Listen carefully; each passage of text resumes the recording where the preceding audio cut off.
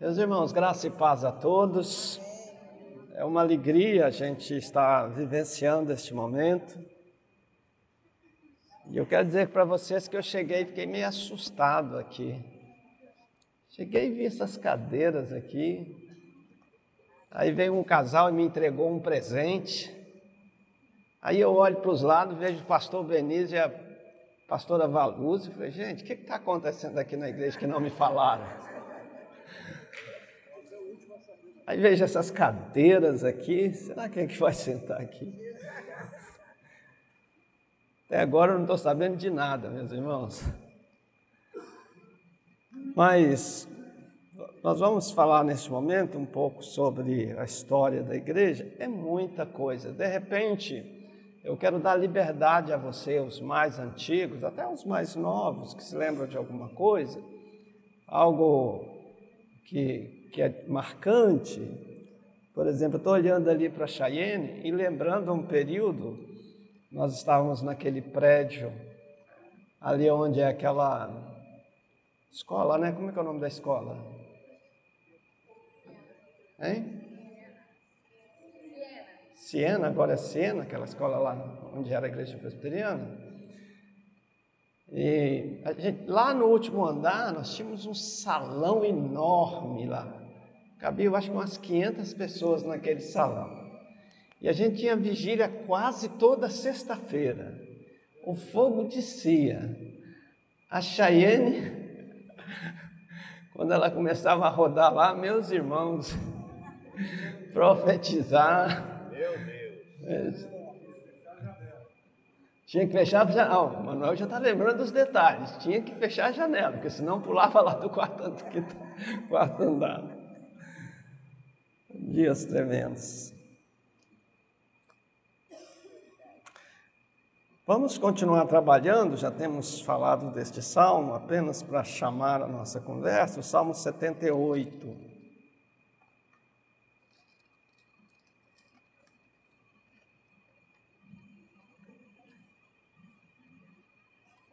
Nós vamos ler dos versos 1 a 7. Ao casal que está nos visitando pela primeira vez, muito bem-vindos. Tentem ficar à vontade, porque a gente vai falar da nossa história. De repente até vocês gostem da história e fiquem por aqui com a gente. Amém. Então, Salmo 78, versos de 1 a 7, eu estou lendo na NVI. Diz assim: Povo meu, escute o meu ensino, incline os ouvidos para o que eu tenho a dizer. Em parábola abrirei a minha boca, proferirei enigmas do passado. O que ouvimos e aprendemos, o que os nossos pais nos contaram, não os encobriremos dos nossos filhos, contaremos à próxima geração os louvores feitos do Senhor, o seu poder e as maravilhas que fez. Ele decretou estatutos para Jacó, e em Israel estabeleceu a lei, e ordenou aos nossos antepassados que ensinasse aos seus filhos, de modo que a geração seguinte a conhecesse, e também os filhos que ainda nasceriam, e eles, por sua vez, contassem aos seus próprios filhos. Então eles porão a confiança em Deus, não esquecerão dos seus feitos e obedecerão aos seus mandamentos. Este texto, irmãos, ele fala de uma história de gerações. Ele conta a respeito do projeto de Deus, um salmo de Asaf, e ele vai falar sobre compartilhar a vida, transferir a vida, levar para as gerações seguintes a história de um povo. E o judeu, ele é muito bom nisso. Ele celebra as épocas, os tempos, as festas, são todas elas ligadas a momentos importantes da vida da igreja. Então, o salmista está falando de algo que ele também experimentou. E a gente usa este salmo porque nós estaremos falando de alguma forma de gerações.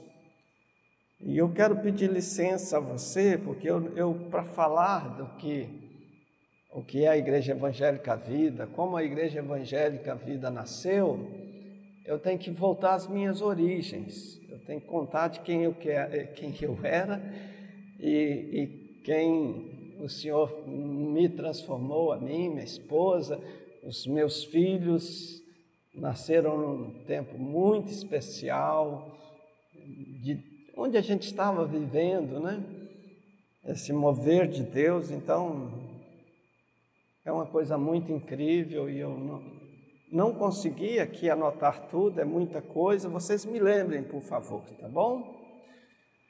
Então, eu começo dizendo que sou filho de uma família tradicional de procedência presbiteriana. Meus avós eram presbiterianos, possivelmente meus bisavós. Meus pais foram presbiterianos quase que a vida inteira. Meu pai faleceu sendo um presbítero presbiteriano.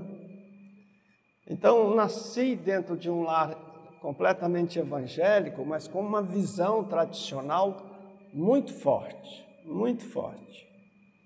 Meus pais, eles eram crentes, muito crentes, crentes dedicados, zelosos, comprometidos com a obra do Senhor, evangelistas de paixão, meus irmãos, mas de uma linha teológica tradicional. Me lembro, meus irmãos, no tempo que os crentes andavam a cavalo para servir ao Senhor, me lembro de minha mãe andando a cavalo para pregar o Evangelho em lugares mais distantes. Nós somos de Barra de São Francisco, então tinha uma roça muito grande ali por perto.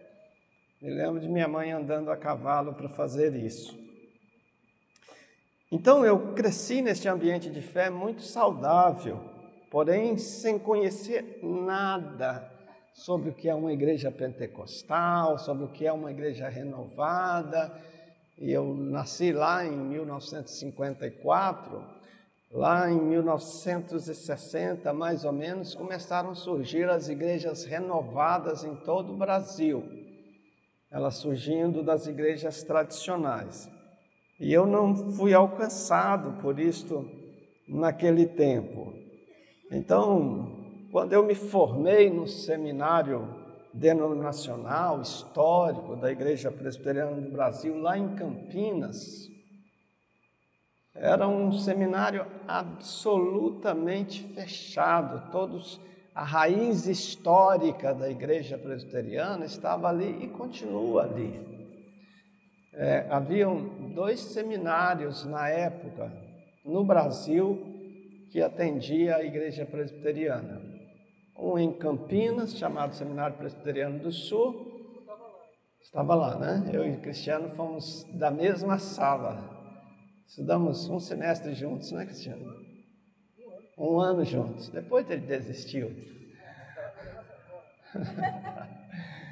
E outro seminário em Recife, Seminário Presbiteriano do Norte. Eram os 2 seminários. O seminário de Campinas, ele era super conservador. O Seminário Presbiteriano do Norte em Recife, ele era piedoso e lá surgiam uns meio pentecostais, mas cá no Seminário Presbiteriano do Sul essas coisas não eram muito bem recebidas. Embora eu estivesse com minha teologia tradicional muito convicto, irmãos, mas eu era um crente muito inquieto, viu, Evandro? Eu fazia as minhas defesas. Eu me lembro aqui agora, meus irmãos, que um dia, na igreja presbiteriana, igreja pequena, logo no início do nosso ministério, lá em 1986, eu fiz um estudo sobre línguas espirituais e provei que não era bíblico. Depois, mais tarde, que eu descobri que era bíblico. Aí eu tive que pedir perdão à igreja e consegui corrigir para os que ainda estavam na época, né? Mas era uma cegueira tão grande, uma falta de abertura, uma mente tradicional, fechada, histórica, por gerações. Mas eu estava ali, eu estava inquieto. Eu me lembro assim, lá em Campinas, nós ficamos numa casa bem pequena, bem simples. Então, nosso quarto cabia a nossa cama e um guarda-roupa. E entre a cama e o guarda-roupa era um espaço de uns 40 centímetros. Tinha um berço ainda lá, né? Tiago foi para Campinas com 2 meses de idade. E eu me ajoelhava ali naquele cantinho apertado, eu me lembro disso, e eu falava com Deus: Deus, se tem alguma coisa a mais, por favor, me mostra. E eu fazia essas orações continuamente, eu não queria ficar ignorante, mas ao mesmo tempo a minha história me prendia e eu continuava ignorante. Então, a gente foi vivendo isso e Deus foi incomodando o nosso coração. Essa inquietação, ela foi crescendo. E dentro da nossa denominação presbiteriana, na ocasião, irmãos, havia nobres pastores, conhecidos nacionalmente, que também estavam buscando mais de Deus.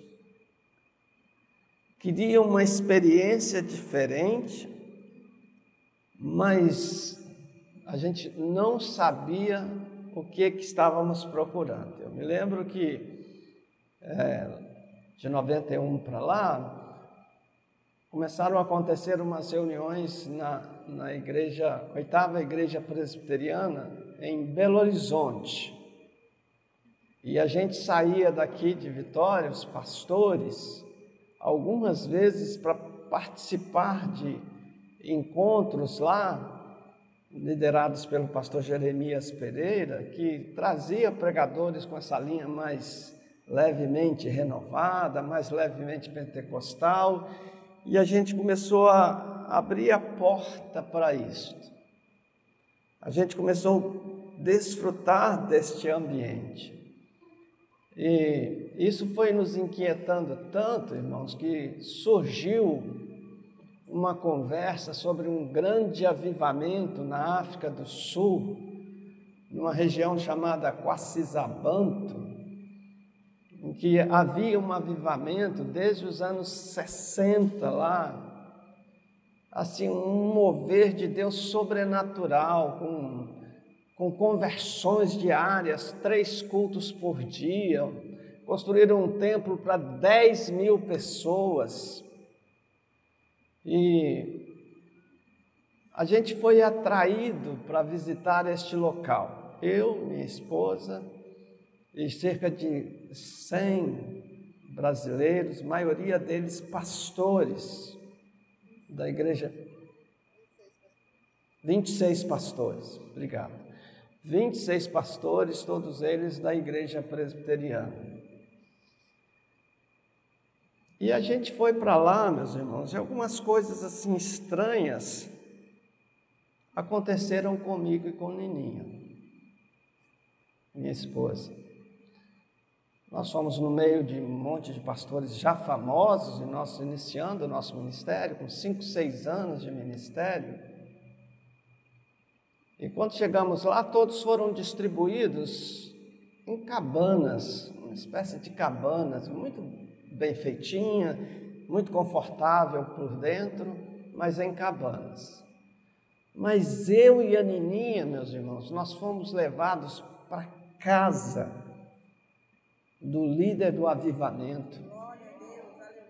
E nós fomos tratados como filhos do rei. Até balinha no quarto tinha para gente. Lavavam as nossas roupas, Enfim, nós ficamos tão inquietos com sermos tratados de uma maneira tão especial que eu pedi a minha esposa para conversar com uma pessoa que fazia contato conosco.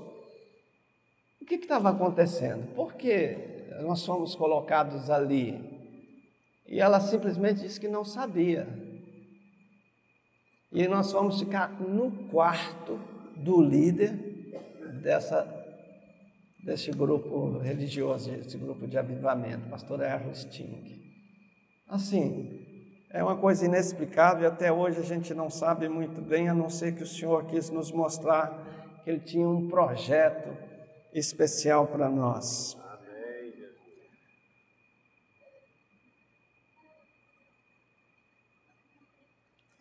Então a gente foi vivenciando este tempo, nós voltamos de lá muito apaixonado por Jesus,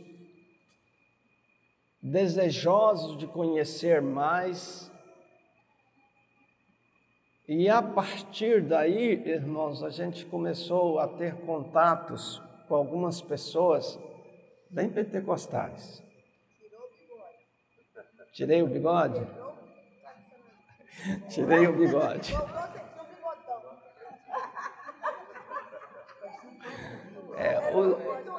Os detalhes aí, os antigos vão me ajudar. O Valúcio, o Denise, o Manuel e a Claudete.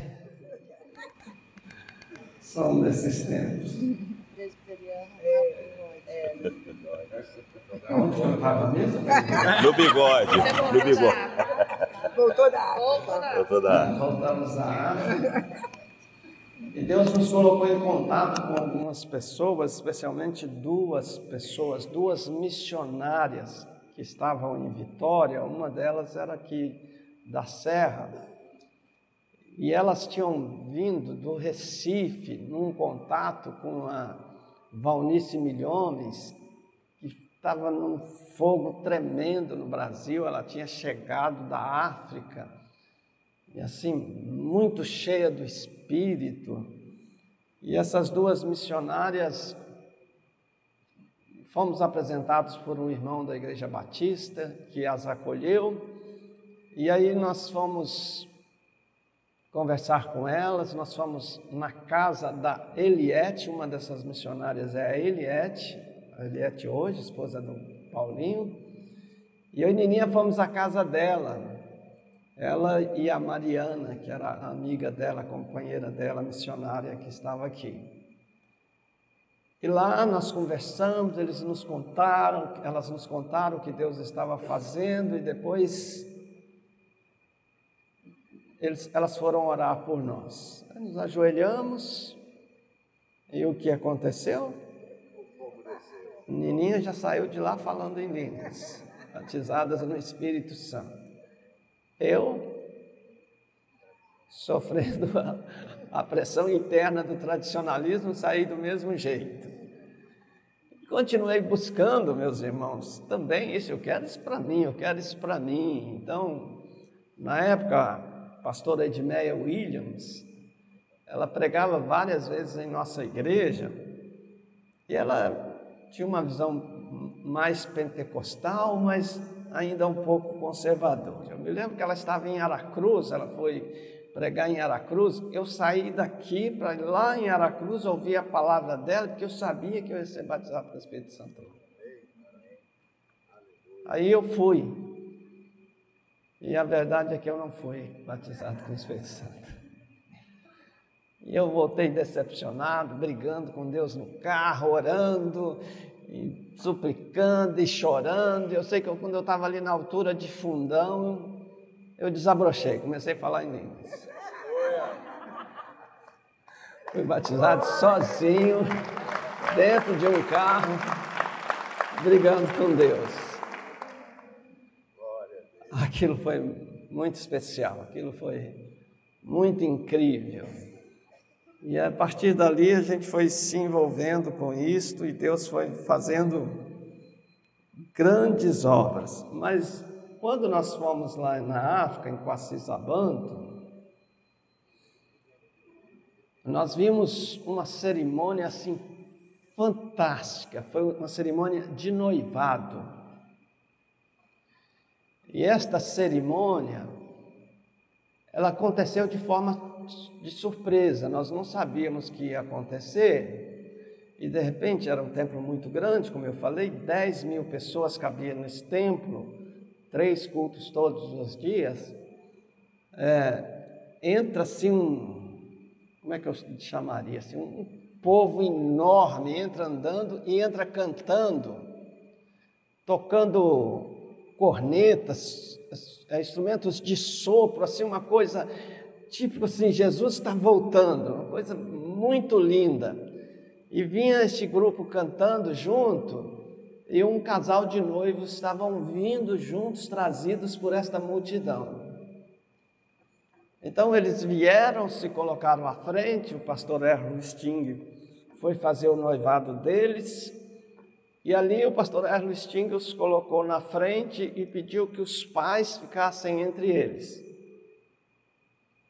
E depois falou que eles estavam separados pelos pais, porque eles estavam ficando noivos, mas não eram um do outro, então eles não poderiam estar juntos. Dali a gente aprendeu isto e trouxe para cá, e hoje a gente usa esta figura de os pais estarem entre os noivos na ocasião do seu noivado aqui no templo. E aí a gente foi prosperando, meus irmãos. Nós voltamos muito famintos, e estava havendo no Brasil 2 movimentos, um na região de São Paulo e outro em Recife. Em São Paulo, o pastor Caio Fábio de Araújo Júnior estava num momento sobrenatural, cheio do fogo, muito aberto. Ele começou a realizar congressos lá em São Paulo, anualmente, e o fogo dos céus descia. Era uma coisa muito incrível. E por ele ser de origem presbiteriana, o congresso tinha muitos presbiterianos. E eu estava lá com meu amigo pastor Gedimar de Araújo, num desses congressos que nós fomos lá. Hein? Minha esposa estava sempre comigo. Toda vez que eu disser que eu estive em algum lugar, saiba que ela estava lá comigo. E eu me lembro que eu e o Gedimar, nós estávamos olhando estandes de livros, e de repente passamos em frente a um estande de livros, e sobre um livro sobre pentecostalismo. E eu fiz uma crítica ao livro e falei, não acredito em nada disso.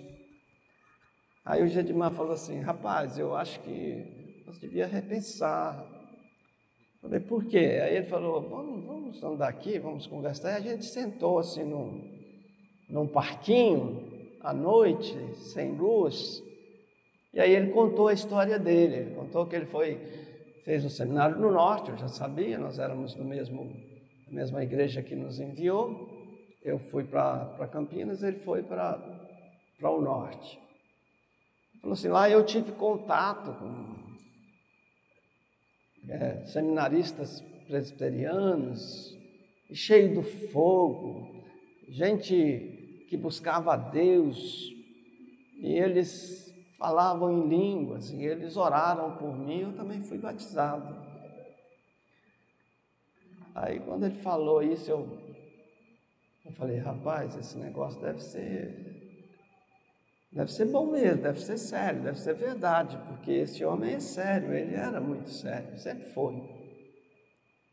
E ali que eu abri mesmo meu coração para isto, e aconteceu que eu compartilhei antes, através da Eliette e do Paulinho. Então nós estávamos buscando a Deus, irmãos, estávamos cheios do Senhor. Em São Paulo nós fomos algumas vezes, falava que tinha um congresso de avivamento, irmãos, nós estávamos indo. Eu me lembro que nós fomos a São Paulo num congresso de avivamento, de cura, de milagres, de maravilhas, de batismo com o Espírito Santo. E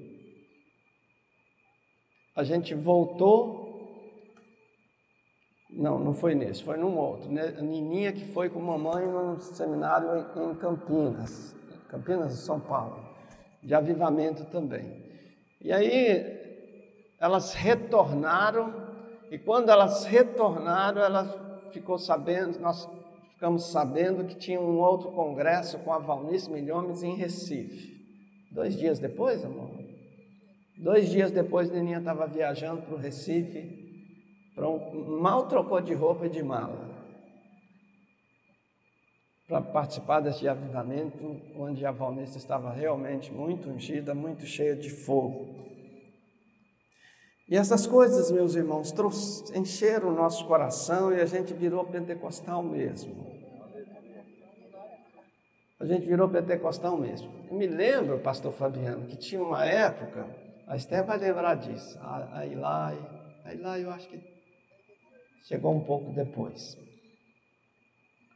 Acho que a Eliette vai se lembrar disso. Eu me lembro que ali naquele local onde está a igreja presbiteriana, o templo, ali tinha um templo pequeno, cabia 200 pessoas, no máximo 200 pessoas. E ali nós começamos neste mover de Deus, irmãos, era cheio do fogo. A gente começava às 9 horas e ia até quase 2 horas, orando, buscando, impondo as mãos sobre as pessoas, gente caindo, aquela época do dente de ouro. Meus irmãos, como nasceu o dente de ouro na vida dos crentes. E assim, geralmente as pessoas ficavam esperando que nós, a equipe, eu, Nininha e mais alguém que eu não me lembro que estava sempre junto com a gente, enquanto a gente não saísse da igreja, eles não saíam, eles ficavam lá fora esperando, porque sabia que podia acontecer alguma coisa. E sempre acontecia alguma coisa. Teve uma ocasião, nesse dia o Tiago foi batizado em línguas. Você tinha o quê? Uns 4, 5 anos?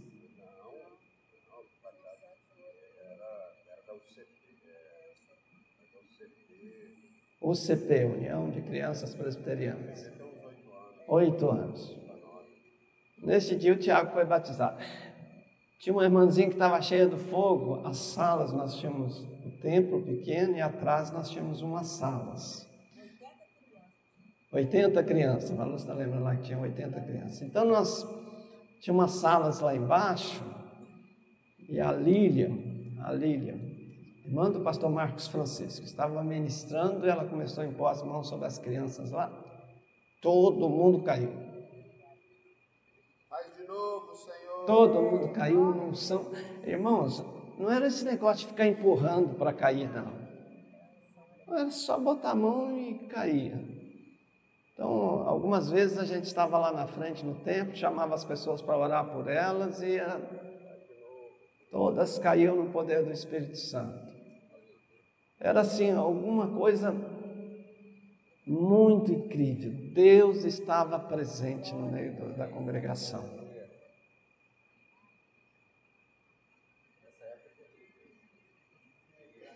A Raimunda chegou lá nessa época, né? A Jassandra já conhecia a igreja. Você chegou primeiro? Ah, é verdade. Depois a Jassandra veio. Eles eram solteiros. Casados? 70 dias. 70 dias de casados. Que coisa incrível. Então a gente estava buscando seriamente, não tínhamos medo, perdemos completamente o medo. E então passamos a orar mais e mais a Deus na medida que a gente estava experimentando este fogo. E a gente fazia muito jejum, a gente fazia muitos votos. Nós fizemos uma época cortar a cabeça, cortar o cabelo da cabeça. Raspar a cabeça. Raspar a cabeça. Zerou. Acho que todos os pastores fizeram isso. E foi uma coisa tão impactante que aquilo espalhou pela igreja. Irmãos, até algumas mulheres rasparam a cabeça. Os presbíteros também. Andar descalço também, já. Todo mundo. O Félix está lembrando, ele era diácono nessa época. Todo mundo foi entrando. Irmãos, Pai, Benício está lembrando de algo aqui, ó. Fala aí, Benício. Quando o senhor começou aquele momento, né, de buscar trazer a Valnice, a Edmeia, então nós não tínhamos acesso ainda a estar fazendo essas viagens com o senhor, a esposa. Aí o senhor trazia as fitas cassete, e aí nós subimos lá para o sótão. Depois do culto de oração da sexta-feira, o senhor colocava aquelas fitas para a gente ouvir. E lá a gente essa ficava fala dele é muito importante. Dá o microfone para ele, ele precisa passar o microfone para ele. Vai falar no microfone, você vai poder ouvir.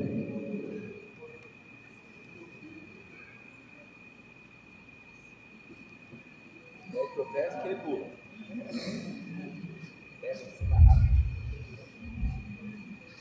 Mortal. Um fato muito interessante quando o pastor está falando a respeito da época, né, que ia buscar esses momentos, né, a polícia, nós não tínhamos acesso. Eu cheguei na igreja para fazer 35 anos agora, em fevereiro, então eu me converti na igreja presbiteriana, o pastor profecia e como nós não tínhamos acesso, não podíamos viajar, eles iam e traziam fita cassete.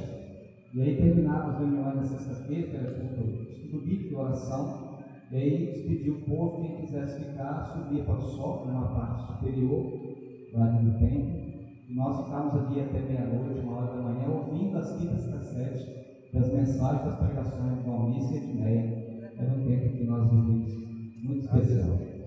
Aleluia. Obrigado, Benício, Quem por lembrar quisesse isso. ficar. Meu Deus, obrigado, Jesus. E a gente ficou ali nesse mover de Deus por anos ali na igreja presbiteriana, ali naquele prédio de 4 andares. Fomos nós que construímos aquele prédio, meus irmãos, nós, enquanto presbiterianos.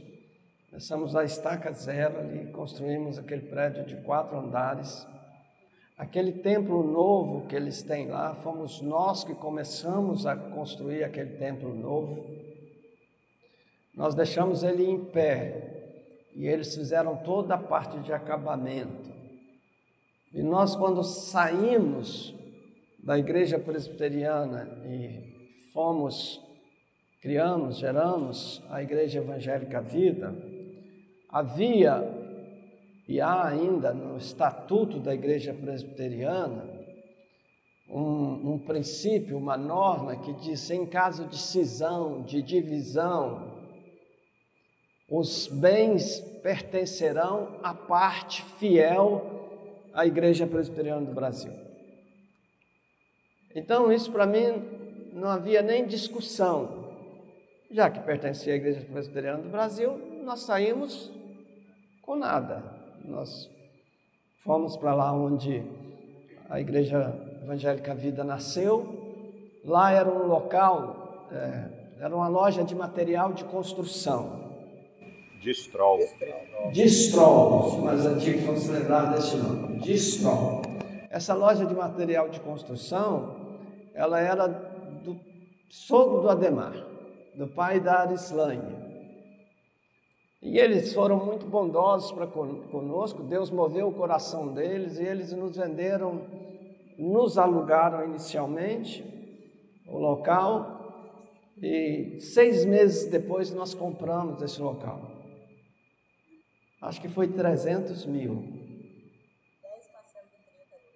10 parcelas de 30 mil?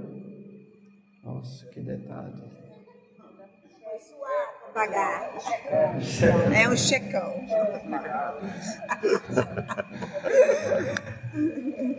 Então, assim, milagrosamente as coisas foram acontecendo. O local era um local, uma construção não tão bem feita, apesar de ser uma loja de material de construção, e a gente teve que reformar aquilo tudo, e devagar nós fomos reformando, e Deus foi dando graça, e a gente teve recursos e a gente foi fazendo a obra ali, deixamos aquele patrimônio ali do jeito que está.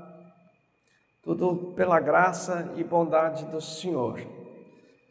Então, foi aí que a gente vivenciando muito esse tempo de mover de Deus, esse fogo todo. A gente estava ali naquele prédio de 4 andares e nós já não cabíamos lá dentro. E a denominação também não sentia nenhum conforto conosco. A denominação fez pelo menos 3 reuniões para nos despojar. Dentro da denominação presbiteriana, a consagração pastoral pertence à igreja, à denominação. Então eles reuniram 3 concílios para nos disciplinar e nos despojar. Hein? Uma semana de reunião. As reuniões geralmente duravam um dia e meio, 2 dias, reuniões regulares, e estas reuniões duravam uma semana, 5, 6 dias. E aí ia lá, brigava, falava, não sei o quê, voltava e não conseguiam nada. Estava tudo errado, tudo que fazia dava errado e eles não conseguiam fazer isto. Aí foram umas 2 ou 3 reuniões para isto, aí chegou um momento que a gente já tinha entendido, nós estamos no lugar errado. E a gente começou a orar por isso, nós precisamos mudar de lugar, e a gente foi orando, e enfim, a gente descobriu lá o prédio da Distrol, e a gente gostou do lugar, a gente alugou o local, e quando foi no dia, deixa eu ver aqui,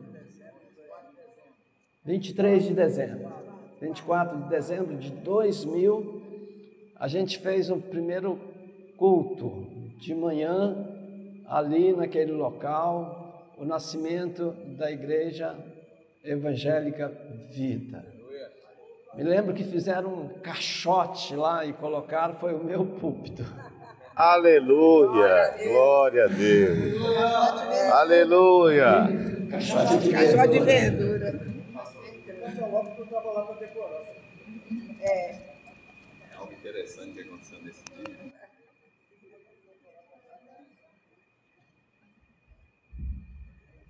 Tem algo interessante que aconteceu antes da gente sair. Eu cheguei em agosto de 2000, depois saímos em dezembro. Foi eu, Cláudio, e João Negro fazer o seminário. Foi onde nós nos encontramos no meio desse avivamento todo, nós queríamos esse povo, então é aqui que nós vamos ficar. Mas eu me lembro muito bem que antes, quando o pastor anunciou para a igreja, né, que ia sair, e todos teriam liberdade para ficar ou acompanhar, né? Eu me lembro muito bem de uma fala que marcou o pastor, que foi o seguinte: olha, era no meio de dezembro, né? Ele falou: olha, nós vamos sair, e tudo vai ficar, nada nós vamos levar, como o pastor falou, está dentro do estatuto. Né? Inclusive, isso que marcou, inclusive, se você tem o seu 13º, dá o seu dízimo aqui, mesmo presbiteriano, porque nada nós vamos levar. Se você já está com o seu dinheiro, não segure o seu 13º para entregar lá na igreja evangélica. Dê o seu dízimo. Isso marcou muito. Aleluia!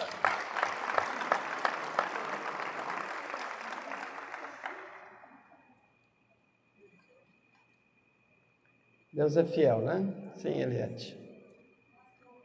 Vem, pega o microfone aqui. Gente, o diácono podia ficar com o microfone para ajudar. Chegando 2 microfones. Agora sim. Pastor, eu não poderia deixar de falar, eu já falei algumas vezes com o senhor sobre isso, mas o senhor não lembra. Mas existe algo nesse meio, quando eu cheguei na presbiteriana, que eu vim de Caratinga, já namorava essa igreja que meus pais eram de lá. Quando eu mudei para lá, eu queria ficar nessa igreja. Neste momento todo, nesses dias, a gente está trazendo novamente aquilo que eu vivi. A maior e melhor pregação que o senhor já fez até hoje, para mim. Foi um dia lá no templo, a igreja presbiteriana. E o Senhor ministrou naquele fogo, naquele momento onde o Senhor estava. O Senhor ministrou Êxodo 33. Se a Demares lá tivesse aqui, eles iam lembrar. Eu fiquei lá de eu não podia falar de Êxodo 33. Que Deus está fazendo de bom. O que eu senti naquela época foi uma ministração tão profunda que na célula chegou um tempo que eu até mais lá não eram meus líderes diziam assim, não fala de Êxodo 33, porque não tinha célula. Era só show, não era célula na época, era grupo familiar. Então eu não tinha grupo familiar, não tinha reunião, era só muito show, muito quebrantamento. E nesse mês, novamente, aquilo que eu senti há quase 30 anos atrás, os meus 35 anos, no tempo da presbiteriana ainda, Deus está presente. Se eu penso nesse 33, eu volto a sentir tudo aquilo que eu senti naquele momento. O Senhor disse que o Senhor não lembra que o Senhor ministrou. E um dia eu disse que o Senhor guarda tudo. Talvez o Senhor guardou essa ministração. Eu só me lembro que tão poderosa. E você está com uma missão tão grande, foi algo assim, do céu que você estabeleceu naquele culto. E eu fui uma das pessoas que eu carrego na alma aquela ministração que me impactou. E no ano de 2005, aquela mesa, momentos que eu senti que eu estou trazendo quando eu penso mesmo. Glória a Deus, aleluia. De fato, até compartilhei com os pastores há pouco tempo que nós estamos vivendo um tempo especial, especialmente nas pregações. Tem acontecido algo que não nos mantém no mesmo nível, no mesmo pique espiritual que nós estávamos antes. O ambiente cultico está sendo transformado por uma presença. Não é pastor fabricando o ambiente. O ambiente, a partir do louvor, está sendo transformado pela presença. Isso é tão forte que o nosso tema para o ano que vem é presença. Baseado neste texto. Êxodo 3. Só Deus faz isso. Ninguém mais faz isso.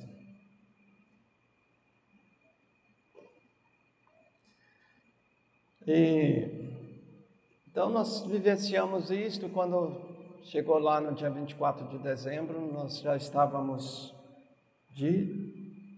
qual foi o ano?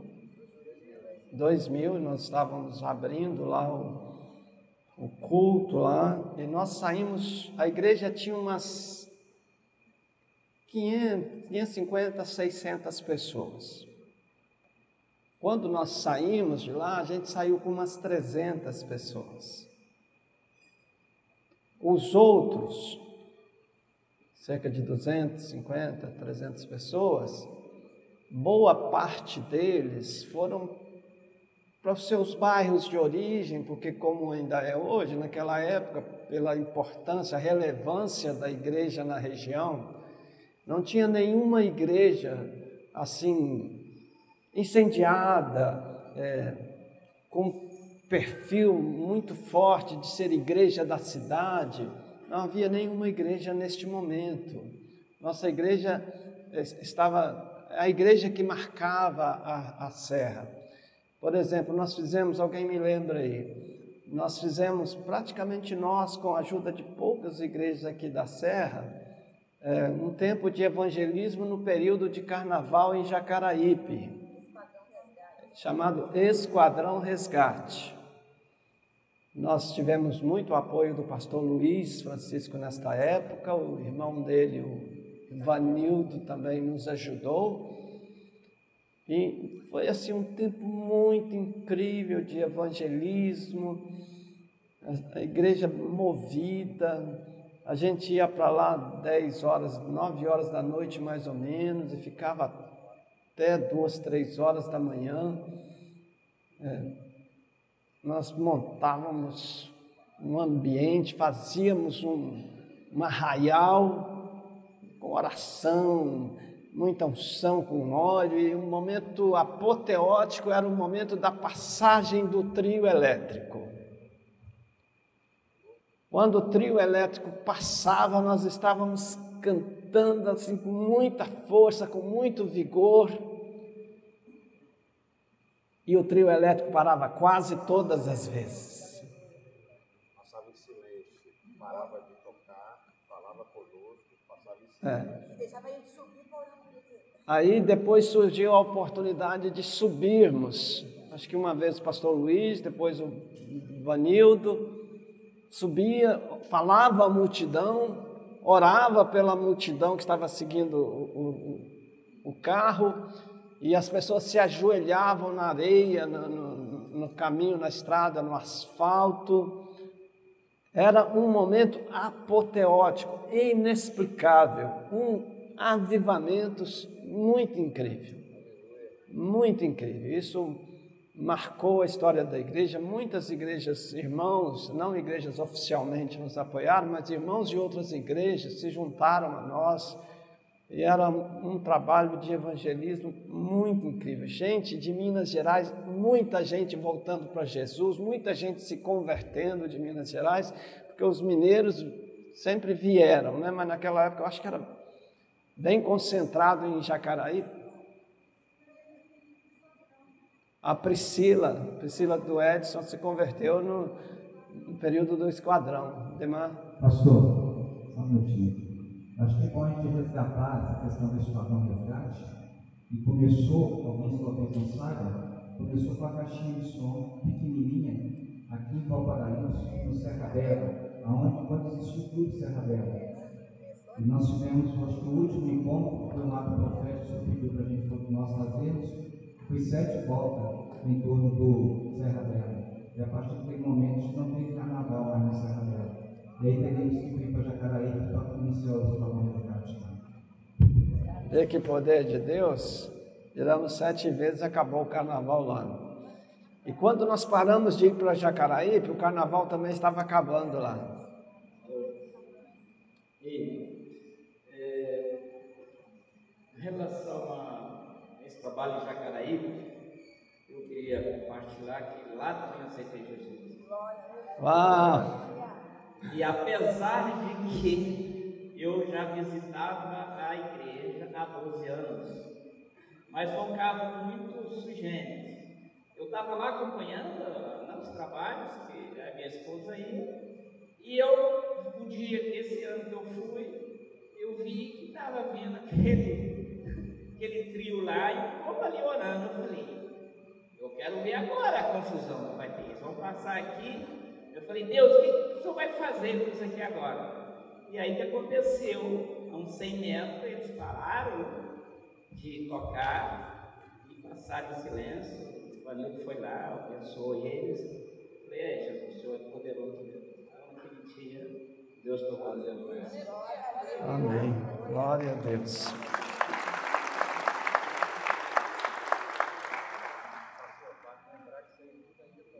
Gente, desculpa. Deixa eu completar. Isso era fruto de 12 anos de oração da minha esposa. Isso aí. Eu sei disso. Ele, Ademar, sempre foi uma pessoa muito correta, uma pessoa íntegra, né? E ele, como católico, ele era essa pessoa que ele é hoje. Correto, íntegro, calmo, prudente. Então ele falava para a mulher dele, eu não preciso aceitar Jesus, eu sou melhor do que muitos crentes lá na igreja. E era mesmo, porque aqui não é lugar de gente perfeita, né? Pastor, é muito importante quando ele fala que nesse período, eu, Luiz, Fernando e a Alessandra, nós íamos para os quadrantes da resgate, poucas pessoas nem sabem disso. Nós íamos de 7 dias de jejum, de pão e água. No ano que a Ademar aceitou Jesus, eu, a Alessandra e Maria Aguiar, nós fizemos 3 dias de jejum, sem nada. só água. Nós íamos para aquele esquadrão de resgate, nós estávamos vendo, mas muito preparado. Existiam outros irmãos que também entravam, mas eu quero pontuar, nós três aqui desse movimento do esquadrão de resgate, como o esposo não era evangélico, nós colocávamos fogo no nome dele, para que Deus acalmasse o coração dele, que a Islândia não tivesse problema para trabalhar. Então, o mover de Deus acontecia, mas também por busca, muita busca que nós tínhamos no nosso meio. Mesmo no carnaval, todos de jejum, oração, propósito, era tremendo esse tempo. Um detalhe, a gente vai se lembrando dos detalhes, né? Um detalhe, irmãos, que aconteceu é que quando a gente saiu da igreja presbiteriana, a gente tinha uma identidade muito forte como igreja da região. E aí a gente gerou a Igreja Evangélica Vida. Mas quem era a Igreja Evangélica Vida? Ninguém sabia quem era a Igreja Evangélica Vida. E nós passamos uns 2 anos para encontrar a nossa própria identidade. Eu me lembro, alguns irmãos, aconteceram isso com eles também, que quando a gente perguntava assim a gente, qualquer pessoa assim que encontra você, qual igreja você é? Aí eu particularmente dizia, olha, eu era da igreja presbiteriana, e agora nós criamos uma nova igreja, nós estamos ali na Igreja Evangélica Vida, em tal lugar. Então eu não conseguia falar, nós somos da Igreja Evangélica Vida, porque a igreja ainda não tinha identidade, não era conhecida. E as perguntas é, que igreja é esta? E na medida que nós fomos fortalecendo a nossa identidade, gerando a nossa própria identidade, a gente foi perdendo esta necessidade de buscar o passado para dizer o que somos no presente. E graças a Deus foi um tempo bem incrível. Outro detalhe, irmãos, que nós saímos lá da igreja presbiteriana, deixamos tudo. Não trouxemos dinheiro, não trouxemos... Não trouxe cadeira, não trouxe nada. Ganhamos, acho que 10 bancos deles. Dá o microfone aqui para o Félix, aqui, gente. A Esté é o nosso patrimônio. A reunião que nós saímos, não só nós daquela época saíram. Segunda igreja presbiteriana de Santo Antônio e a Serra Dourada. Então nós saímos de lá, nós solicitamos a eles, já que eles iam ficar com pouquíssimas pessoas, nós pedimos a eles, tinha 25 bancos de madeira, nós pedimos 10, tinha 100 cadeiras de crianças, tinha 50, tínhamos essas coisas, e eles oficialmente nos deram, né? Tinha algumas coisas financiadas, por exemplo, a Kombi era financiada, um negócio de cópia que era caro, tinha a prestação para pagar. O que eles fizeram? Olha, ficam com vocês porque nós não queremos pagar essa aqui. Nós pegamos a conta, pegamos o computador e ali nós íamos pagando. É isso, Stefano? Eles cederam para a gente, foi isso que nós levamos para lá. Mais nada. O próprio Deus acerta. É o meu computador, eu levei, me deram também. Assim, nada escondido, irmãos. Tudo que a gente levou, a gente pediu. Esté, acho que você tem que sentar aqui na frente, meu filho. Ou então tem um microfone direto lá na... Eles estavam lá para nós retirarmos as coisas. O pessoal da igreja presbiteriana. Sim. Nós não tiramos nada sem a autorização deles. Que na verdade não é tirar, eles nos deram. Sim. Então, irmãos, dentro da Igreja Evangélica Vida, criada a nossa identidade, nós começamos a ser Igreja Evangélica Vida e nós estendemos as barracas. Isaías 54 sempre foi um texto que nos perseguiu. Então, a gente fundou comunidades IEVs em São Mateus, criamos comunidade IEV em Serra 7, em Cidade Continental, em Taquara 1, em João Neiva, em José de Anchieta 2, em Planície da Serra, em Porto Canoa, em Morada de Laranjeiras, São José do Calçado e, finalmente, em Campo Verde, Cariacica.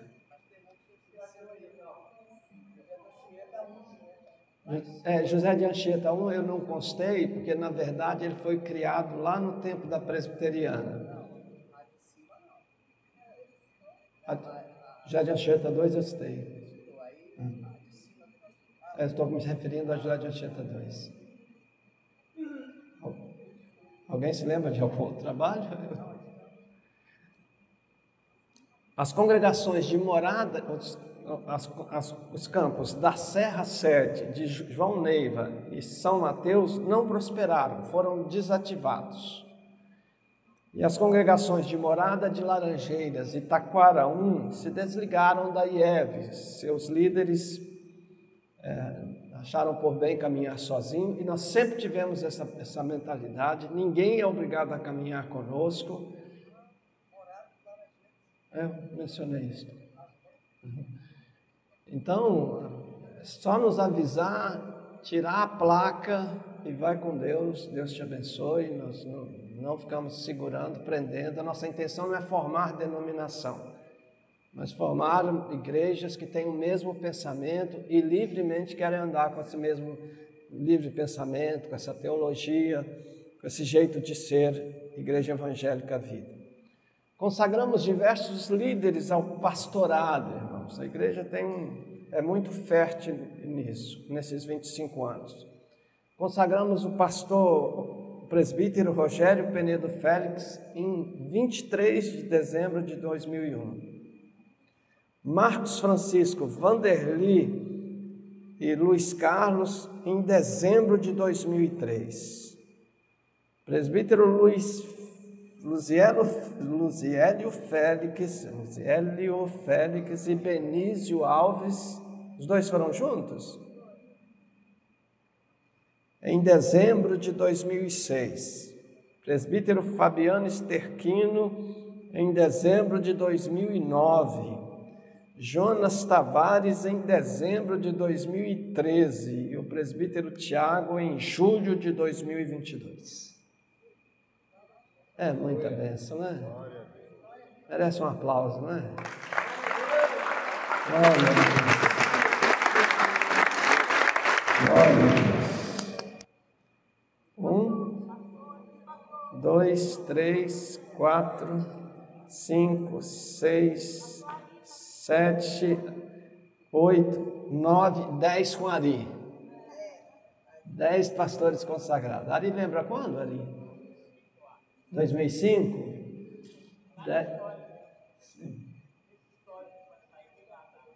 Maravilha. Glória a Deus. 10 pastores. Na área missionária, irmãos, nós também, Deus nos abençoou. Nós, nesse período, nós enviamos 4 casais para o campo missionário e 8 solteiros, missionários nossos, sustentados por nós. E ainda ajudamos 3 casais com oração e apoio financeiro. Em 2010, Deus nos deu a graça de comprar este local aqui. Acho que a gente comprou primeiro 3 lotes, não é? Aqui são 5 lotes. A gente comprou inicialmente 3 lotes e depois a gente comprou mais 2. Então nós compramos esse terreno aqui, pagamos de forma incrível. Irmãos, a graça de Deus sobre nós é inexplicável, A maneira como nós pagamos isso aqui, parcelas rigorosamente em dia.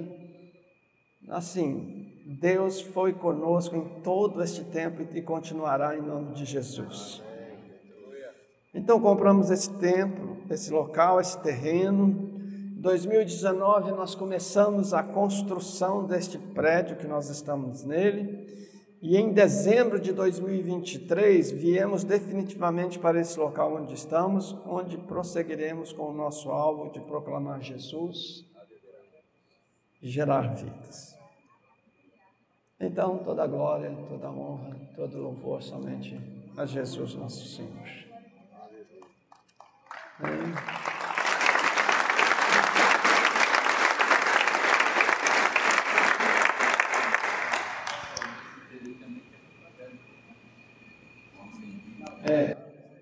Nasceu lá na Presbiteriana.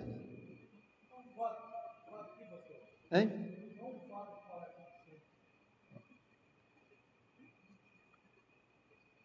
Irmãos, isso aqui é sem falar de lutas. Houve muitas lágrimas, muita tristeza, muitas dores. Nós superamos todas elas no Senhor. Sim, irmão.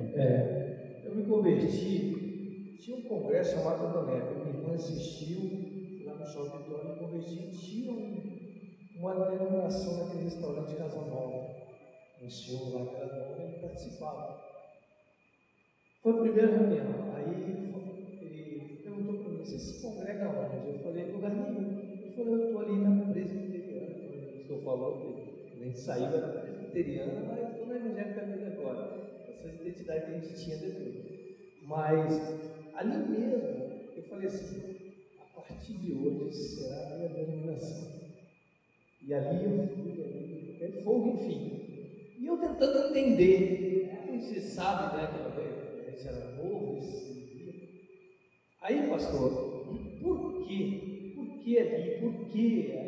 O Espírito Santo Deus apresenta. Olha como são as coisas. Aí veio o pastor Daniel, na escola dominical. Ele falou assim: eles estavam reunidos ali na pracinha, que ele era da Assembleia. Aí disse que o moço olhava assim, ele ficou assustado. Aí o que foi? Ele falou: rapaz, eu vejo um monte de caindo fogo naquela igreja lá. Eu estou vendo fogo. Aí a gente via o que era. A referência que tinha igreja não é que nós somos melhores, é que Deus sabe, Deus ele vem, escolhe, né, determinadas, e a gente passa a entender e ver, como falava o pastor, acabava os cultos, a gente vem, acabou não, o que tem para a gente fazer? Era tudo vontade, todo mundo ficava, ninguém queria ir embora. Ei, gente, é melhor a gente ir e tal, não, a gente vai ficar. Eu lembro disso. Não tinha nada de apelo, nada disso. A gente queria ficar. A gente tinha, assim, por essa porta aberta, um certo contato com Chico Pneus, que ele era da Adonep, e então ele nos propiciou várias pessoas que vinham falar para a Adonep, e eles iam falar na nossa igreja. Entre eles, um dos primeiros a falar foi o pastor Aurélio de Jesus, que hoje está no céu com o Senhor Jesus. Ele foi a primeira pessoa a falar: irmãos, todo mundo caiu. Todo mundo caiu na unção. Acho que só eu e mais uns 3 ou 4 lá. Mas foi uma presença incrível do Senhor, algo assim muito incrível. O Araquém veio também nesse tempo lá e nos ajudou. E a gente não pode falar de algumas pessoas, deixar de falar de algumas pessoas que nos marcaram nesse sentido. O pastor Eliel, lá do Recife.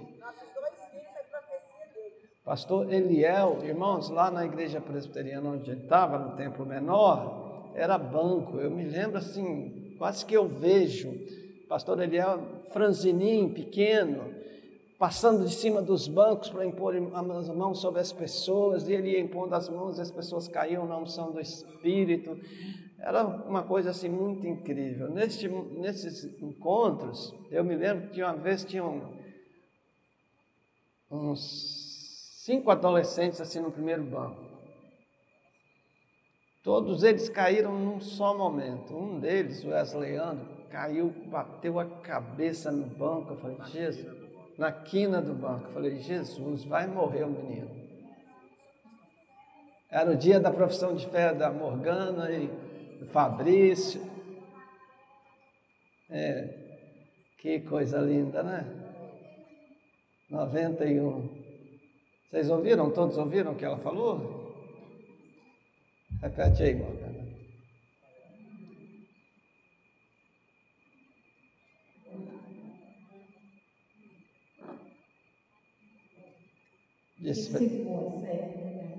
Nesse dia, era o ano de 1991, nós éramos adolescentes e era o dia da nossa profissão de fé e era o pastor Aurélio que estava pregando. E realmente, né, fomos recebidos e depois, em determinado momento, os adolescentes todos foram ao chão. E o Lei, né, bateu a cabeça mesmo no chão, mas foi o mover e aí a gente recebeu dons do Espírito Santo.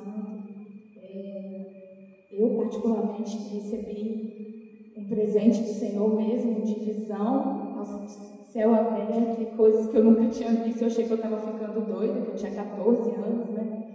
E assim, milagre do Senhor, marcante na nossa vida. Esse é um dos nossos testemunhos, dos 25 anos da IEV, experiências com o Senhor de crescimento espiritual fora de série. Né? Fabrício também já vai chorar, já, né? Já está emocionada já. E a Raquel também, Fabíola, estávamos nesse grupo, Gisele, Irene, né? Uma geração formada, né? Pelo pastor Valdeci, Nininha, e nós somos muito gratos ao Senhor por isso. Me receberam, vou falar logo por mim, me receberam quando eu tinha 10 anos de idade, nunca imaginei, né? Depois fui parar na família. Então, cuidaram de mim, Nininha foi minha pastora de criança, desde os meus 10 aninhos, e sou grata ao Senhor, não dá para resumir, está escrito no testemunho, nós vamos depois presentear vocês com essa história linda, marcada pela presença do Senhor. E eu louvo e honro ao Senhor e a sua esposa por esse caminho trilhado até aqui. Tem coisas que vocês nem sabem que foram marcantes para a minha vida. Pastor, em 93, quando o pastor Eliel veio com a Kombi, né? Acho que 4 dias, 5 viagens. E nós tivemos o privilégio de hospedar uma das missionárias na nossa casa. E naquela época nós tínhamos já 3 anos de casado e nós não conseguimos ter bebê. E um dia, no último dia do domingo de manhã, nós almoçando, ela falou assim: o pastor Eliel tem uma unção de fertilidade. Onde ele vai, ele ora sobre isso. Eu fiquei caladinha. Aí ela falou assim: tomara que Deus usa ele hoje, no último dia. E aí Deus fez isso. E ele falou assim: Deus está mostrando que tem mulheres aqui que tem esse sonho, que vocês venham aqui na frente. E eu fui uma das. E quando ele terminou de orar, muitas mulheres. E aí, quando eu levantei, ele segurou minha mão e falou assim: Deus manda te dizer, daqui a 2 meses haverá um fruto no seu ventre. Aleluia! E aí, 2 meses depois, eu comecei a vomitar, eu vi para minha mãe e falei assim: mãe, a minha gastrite voltou de uma forma horrível. Minha mãe era minha intercessora, ela falou assim: gastrite, tem um bebê. E naquele ano foram 10 meninas. Aline, Bago, Beatriz, Vanessa, foi 10 meninas. E passaram-se 2 anos e meio e ele voltou. E eu estava lá atrás, no último coisa que ele era presbítero, nós estávamos dando uma ajuda, assessorando lá no final do tempo. Ele foi tomado novamente, ele saiu pulando por cima dos bancos. E eu de olhos fechados, eu não senti, só senti quando ele impôs as mãos e ele falou assim: eis que Deus manda te dizer, você vai ter um bebê e ele será um menino e será como João Batista. Eu caí. 1 mês depois eu estava grávida do Victor, porque eu mudei o nome, né? Victor só ia ser Marcos Vinícius, mas na hora do parto deu muita complicação. O médico falou que ia nascer com algumas debilidades, a sala de parto toda preparada para isso, com um pontinho. Mas quando o Victor nasceu, o Victor foi um milagre. E aí eu falei: não é Marcos Vinícius, é Victor, vitorioso, vencedor.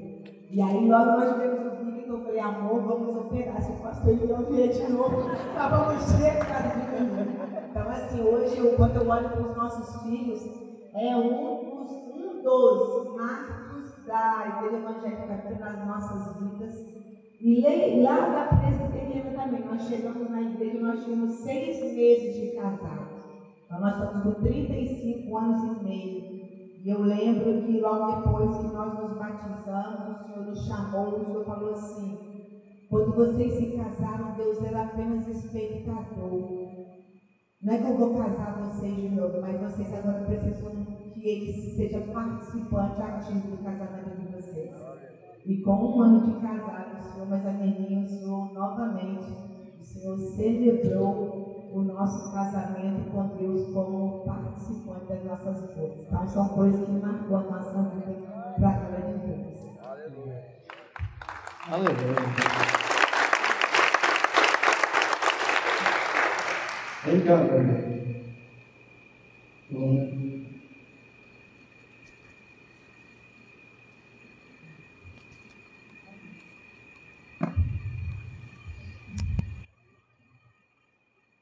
Você gostaria de acrescentar alguma coisa? Se eu gostaria de acrescentar alguma coisa?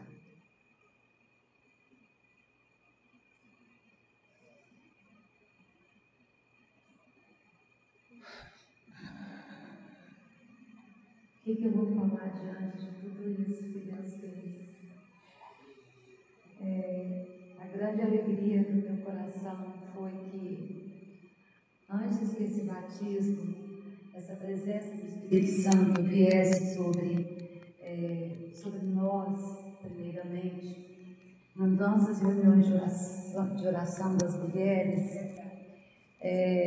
segundo as mulheres, eu tinha uma forma de orar diferente. Então, algumas mulheres falavam assim: você foi batizada com o Espírito Santo. E eu não entendi essa linguagem. Não, eu sou a mesma coisa que vocês. Não, você é diferente. Você tem um negócio diferente. Você foi batizada com o Espírito Santo. E eu dizia: bom, eu tenho o Espírito Santo, mas quando nós estávamos ainda na nossa caminhada na IPB, eu dizia sempre para uma pessoa que estava sempre do meu lado, a gente conversando sobre a Bíblia, sobre a Palavra de Deus, eu dizia assim: Deus tem coisas maiores para nós. Eu sei que Deus tem coisas maiores para nós. Eu sentia isso dentro de mim, mas eu não sabia explicar o que era. Deus tem coisas maiores. Era uma coisa que queimava e que tinha que subir e que vinha do alto. Eu não tinha nenhum discernimento sobre isso, mas eu sabia que sim. E quando Deus, como meu bem compartilhou, quando a gente se ajoelhou para orar junto com as missionárias ali em Mata da Serra. Mata da Serra, ali nós nos ajoelhamos pedindo sabedoria. E o texto que Deus me deu na hora foi: eu te darei boca e sabedoria que ninguém poderá se opor. E ali o Espírito Santo desceu sobre mim, me batizou, e eu fui tomada e eu não vi mais nada. Eu sei que foi assim um falar diferente, uma língua diferente que eu nunca tinha falado na vida, e eu fui ficando cheia, e essa foi uma experiência novíssima para mim. Mas aquelas mulheres estavam profetizando sobre mim que Deus ia fazer uma coisa diferente a mais. E Deus tem para nós hoje coisas diferentes ainda. Nós temos que continuar tendo sede e dizendo: Deus tem coisas maiores para nós, do alto, do alto, do alto, do alto, do alto, do alto, do alto. Não é daqui de baixo. É do alto, irmãos. É do alto, irmãs. É do alto. E nós queremos isso. A Igreja Evangélica Vida quer isso. A despeito de qualquer coisa que esteja acontecendo aí fora, nós somos fiéis à palavra do Senhor, e ela é viva e poderosa, eficaz, tremenda, para tocar e cortar o nosso coração, dividir alma e espírito, e sondar a nossa vida, e fazer assim, desde criança, esse poder de Deus que transforma a nossa vida. Ainda quando trabalhando com as crianças, todo esse período, com mulheres e crianças estiveram comigo por mais de quase 40 anos. Então, nosso trabalho com as crianças era que o Espírito Santo trabalha aonde nós não vemos. O Espírito Santo trabalha na criança aonde ele precisa trabalhar, e a criança recebe Jesus desde a mais tenra idade. Então eu não posso perder tempo. E aquele texto de Deuteronômio 20, verso 6 era: e ouve, ó Israel. E eu dizia: ouve, ó menina, ouve, ó filhos, ouve, ó pais, o Senhor nosso Deus é o único Senhor. Dele falarás assentado aos teus filhos, ao andar pelo caminho, ao passear, ao deitar, ao levantar. Não há tempo específico, é todo tempo você aproveitar. Andando com a criança, você fala da flor, Deus é o Criador. Andando para lá e para cá, você vê uma pessoa aleijada, Deus fez aquela pessoa e ama aquela pessoa. Em todo o tempo, o envolvimento com o Espírito Santo é de tal forma que quando eu conto uma história bíblica para uma criança, o Espírito Santo vai lá aonde o homem não pode ir, e o Espírito Santo trabalha. Ali a criança é levada a confessar a Jesus como seu Senhor e seu Salvador, porque só ser Salvador não está completo, deve ser Senhor, ser dono. E desde criança, a criança vai aprender. Nossos filhos foram ensinados assim, a igreja aqui foi ensinada assim, e as centenas de pessoas que já passaram pela nossa vida, elas receberam esses mesmos ensinos. Nós tivemos oportunidade na época também, quando nós trabalhávamos com as mulheres à parte, ainda na igreja presbiteriana, porque depois que o Espírito Santo nos visitou, nós permanecemos ainda lá muitos anos, mesmo que a igreja presbiteriana não aceitasse a nossa vida, o que Deus estava fazendo, nós continuávamos até o tempo que não dá mais para continuar desobedecendo os preceitos, os estatutos da IPB e da Bíblia. Precisamos sair, é hora de sair. Então, Deus vai orientando o pastor quanto a essa caminhada. Mas nós tínhamos a reunião com as mulheres e era o nome SAF, Sociedade Auxiliadora Feminina, e ali nós fomos eleitas pelo grupo, ficamos um vasto tempo ali, e nós mulheres, quando Deus começou a nos visitar, a gente abria a palavra de Deus, o grupo de mulheres, nessa época a Esther estava conosco, a Elijah estava conosco, a irmã Dalva, muitas mulheres, a irmã Dalva o Senhor levou, né? Então nós abrimos a palavra e tínhamos um programa, mas quando nós entregávamos para Deus e começávamos a orar, o Espírito Santo tomava todo o ambiente, todas as mulheres começavam a receber curas, receber sinais, milagres, maravilhas, e o tempo, irmãos, nós não tínhamos mais. Nós começávamos por volta de 18 horas, dava 22 horas, 23 horas, nós não sabíamos que nós estávamos ali totalmente possuídos pelo Espírito Santo, e quando a gente olhava o relógio, nós não acreditávamos, parecia que tinha sido apenas 10 ou 15 minutos que nós tínhamos começado. E gente, as mulheres chorando, as mulheres curando, sendo curadas, maridos sendo tocados lá onde elas estavam. Foi um tempo tremendo, e hoje o Espírito Santo está aqui para fazer a mesma obra e continuar operando da forma que Ele deseja. Nós só não podemos nos acostumar com o divino, porque o Espírito Santo faz essa separação tremenda nas nossas vidas até hoje. Então, esse quadro de mulheres, homens e crianças é para sempre, permanecendo e recebendo profecias de Deus, palavras do Senhor, como recebemos essa semana, de que o Senhor vai continuar, o Senhor vai continuar operando, o Senhor vai continuar fazendo, e nós queremos dessa forma, para a glória e para a honra do nome do Senhor. Amém, igreja? Amém.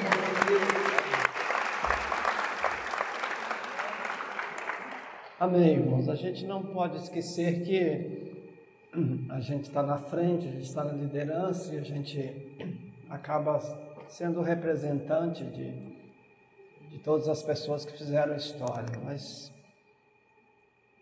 não foi só eu, não foi só a Nininha, não foi só a minha família. Muita gente participou de forma muito incrível, intercessores. Estava me lembrando aqui que a esposa do Vladimir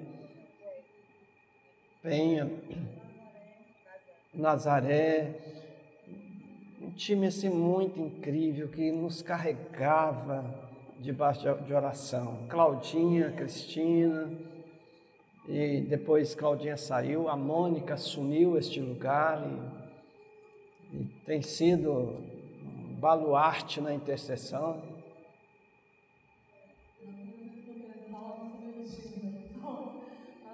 A mocidade naquela época, na igreja pequena, nós estamos aqui, né? A mocidade era bem grande naquela época. E eu era nova na fé, poucos anos, e o pastor Deus me colocou como líder de intercessão da mocidade. E a mocidade, na sexta-feira, a gente ficava até mais do culto, a gente ficava lá embaixo, numa sala, orando, e a gente ia até as madrugadas, a mocidade todo dia vinha. E chamava, já sabia que nós tínhamos a sexta-feira após o culto. Ficava até as madrugadas, chegou um tempo que até mais de 2 horas. E não precisava nem colocar a mão, só fazer assim, a mocidade caía, a luz caía do Espírito. Amém. Então, assim, foi um tempo. Vamos ficar em pé? Joia, obrigado, querido.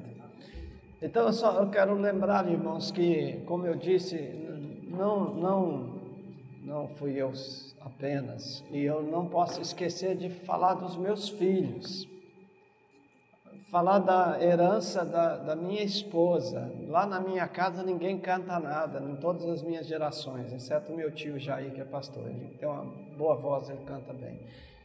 O resto de nós somos desafinados e tudo mais, mas Deus deu graça à família da geração da Nininha, de lá veio a música. E aí nós temos 3 filhos que Deus nos deu e todos eles têm o dom da música, utilizaram. O Tiago por muito tempo foi baterista, Fabrício toca até hoje, Fabiola hoje tem uma escola de música. Então, assim, uma herança gloriosa que Deus nos deu, não é do meu sangue, não é do meu DNA, é do DNA da minha esposa, e a gente precisa louvar a Deus pelo que Ele faz, né? E a gente engrandece muito o nome do Senhor. Todos os que nos ajudaram lá desde o início, que conhecem a história, é uma gratidão que a gente não tem como expressar, né? É graça de Deus. Enfim, vamos orar ao Senhor. Senhor, nossa oração é faz de novo. Traz de volta, Senhor. A gente sente que há um clima de mover de Deus em nosso meio. Senhor, faz de novo. Volta com toda a liberdade que o Senhor teve em nosso meio. Senhor, faz de novo. Usa novas pessoas aqui de dentro da igreja, Senhor Deus.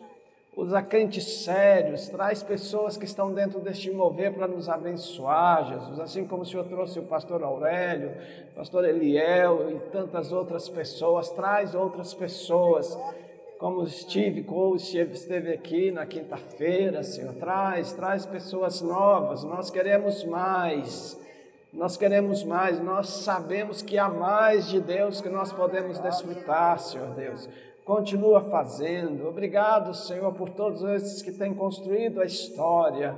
Nós louvamos o Teu nome, louvamos o Teu nome pela vida da Fabiane e da Arlete, Senhor Deus, que nos ajudaram muito na área de música, meu Deus. Todos os que passaram, é tão difícil a gente lembrar todos os nomes, mas o Senhor sabe aqueles que construíram, sobretudo, a história no início conosco, pagaram preço, oraram, choraram, carregaram nos ombros responsabilidades que só o Senhor mesmo pode nos sustentar nelas. E nós estamos agradecidos. Louvado seja o nome do Senhor. Ao Senhor toda a honra e toda a glória por aquilo que ouvimos aqui, aquilo que não falamos, que não nos lembramos, mas são realidades, fazem a nossa história. Em nome de Jesus. Amém e amém. Pode sentar, queridos. Estamos liberados, pastor Fabiano?